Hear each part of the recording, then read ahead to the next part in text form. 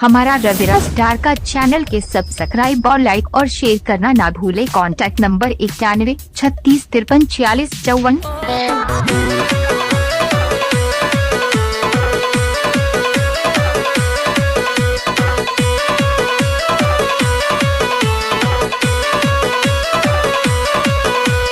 जल्दी से आई घरवा काठी के टिकटिया सुनाए राजा जी, हाँ सुनाए राजा जी। त करे बछठी के बरातिया सुनाए राजा जी। जल्दी से आई घरवा काठी के टिकटिया सुनाए राजा जी, हाँ सुनाए राजा जी। त करे बछठी के बरातिया सुनाए राजा जी। Music by Aryan Records. Music by Aryan Records. भरे के बाद सैया बबुआ के भारा रहब न के लाई से सिंघारा।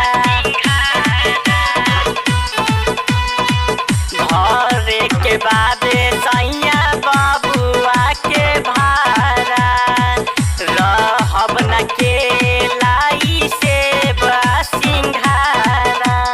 केले के डाला चाहू पावे जाई घाटिया सुनाए राजा जी, हाँ सुनाए राजा जी।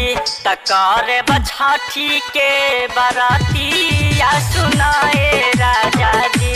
त करे बछठी के बरातिया सुनाए राजा जी।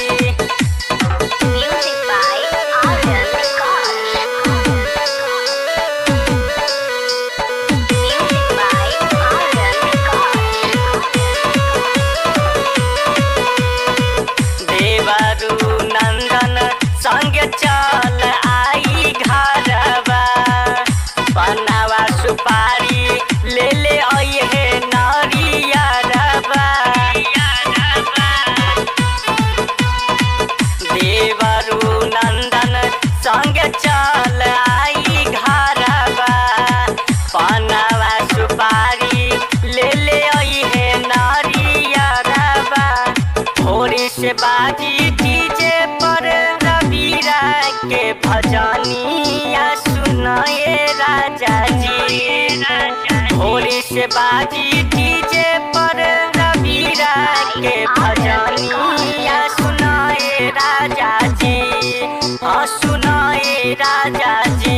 त करे बछठी के बरातिया सुनाए राजा जी। जल्दी से आई घर